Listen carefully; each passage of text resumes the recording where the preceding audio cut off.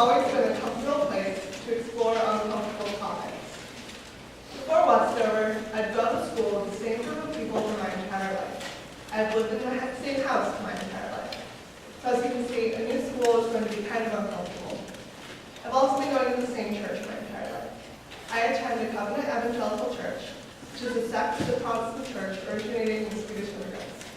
Services are relaxed but structured with an order of events that include responsive readings, hymns, and time for reflection. The order of events never changes except for special occasions and holidays. When I arrived at Westover, I was constantly running from class to class, terrified of my teachers and older students, and just generally uncomfortable. Convocation chapel came along, and I was somewhat unnerved by my old girl, Sophia Landman, her angelic voice, and the rows of teachers staring me down. I felt like there was no way I could find a place at this school where I wouldn't be overwhelmed. Then the first real chapel of the year came along, and I finally relaxed. The structured service reminded me of my home church, and it gave me a place to reflect and refocus my day. As the year went on, chapel topics became less comfortable.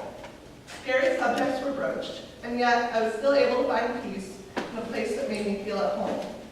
In time, this feeling of home trickled its way into everyday Westover life. I was able to feel the way I feel in chapel all the time. I hope that you find a piece of your home at Westover, maybe even here in chapel. To me, home is where my family is. And Westover has become a sort of jumbled up, dysfunctional family, but still family. It's terrifying to think that I'm leaving both of my homes in less than a year, and thus leaving both of my families. No one knows exactly what the future will hold, but I do know this. I wouldn't be who I am today without this place, and the people that inhabit it, and for that I am forever grateful.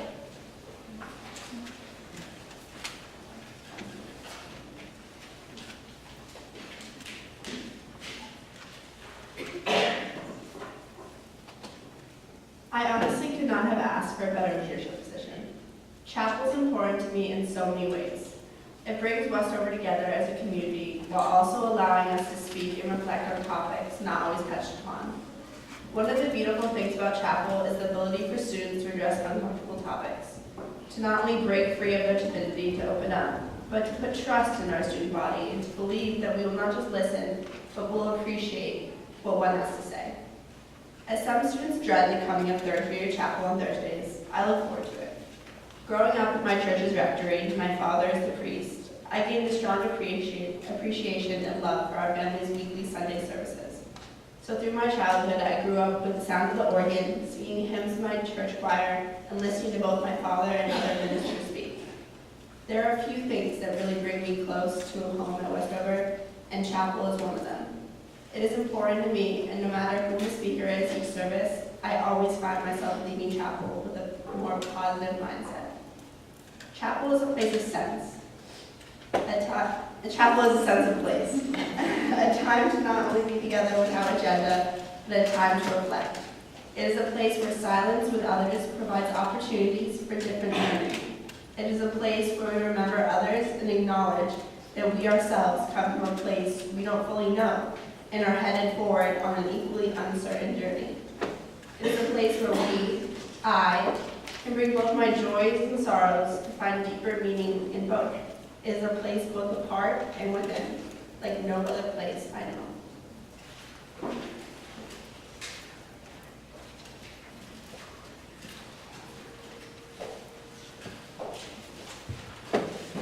The ache for home lives in all of us, a safe place where we can go as we are and not be questioned.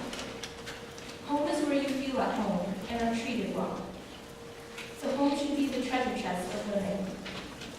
Friendship is unnecessary, like philosophy, like art. It has no survival value. Rather, it is one of those things that give value to survival. Don't walk behind me, I may not lead. Don't walk in front of me, I may not follow. Just walk beside me and be my friend.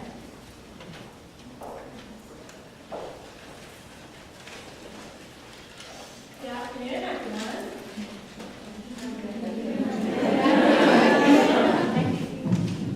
Thank you. So, last year, my schedule was that beautiful combination of that double Wednesday morning free. How many of you have had that? Oh. You know what's up. However, there must also be ever lovely straight classes on Thursday. I will drive straight through classes on Thursday, only stopping at my room during breaks and praying by some miracle, that next class, any class at all, please, anything, would be canceled. It was then that I began to appreciate chapel. In the words of my advisor, who is not here, it is a place to stop, sit, and take a moment to give your brain a rest from all that stressful and painful reading that Mr. Hungerford is giving you in that philosophy class. Although I'm sure that those were not her exact words, her inspiration was something along those lines. In a 40-minute time slot, a person's words can have the power to change your perspective, and they can get you away from the stress of the world. Speakers' words have the power to take away the stress about that paper due next period or the conference you haven't prepared questions for because last night you realized you haven't reviewed the material. It's a place for your mind to forget about yourself and engage in someone's story. For me, it's a way to understand the faculty better, to understand what my peers have gone through, and to listen to the thoughts that are unique from my own. As Priyanka read, home is where you feel at home and are treated well, and that is more than applicable here. For me, chapel is almost a kind of a home inside a home.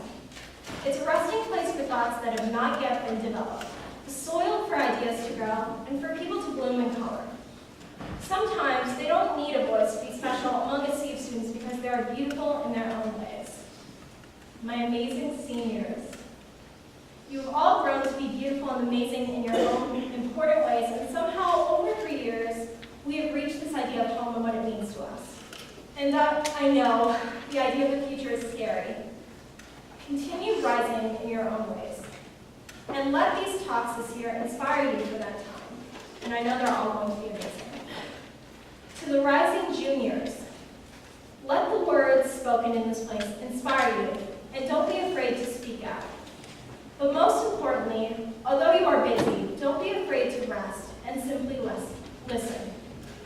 Esteemed sophomores, and Brianna Jones, who is not here because obviously a dentist appointment is more important than her sister's talk, obviously. But to my esteemed sophomores, don't be afraid to learn from what you hear, and don't be afraid to let your guard down. Learn how others speak their opinions and grow from these experiences. Everyone, appreciate this place.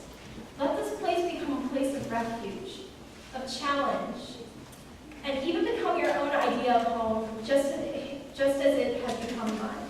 Thank you.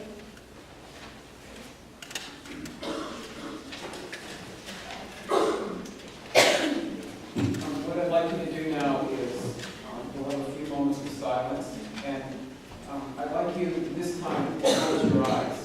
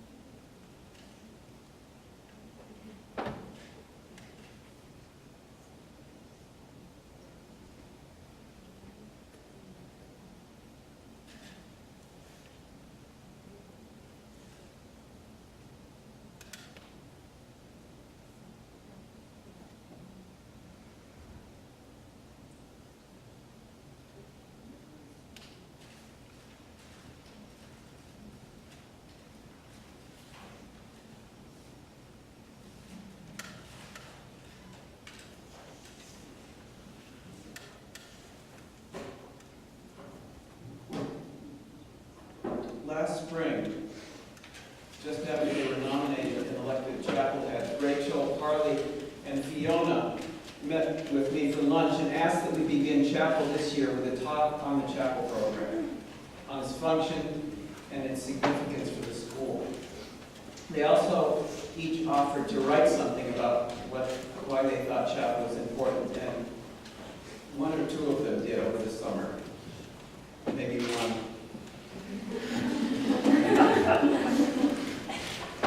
Because the first two chapels were not appropriate remarks, we decided for them not to speak until now. And they just presented this before chapel today.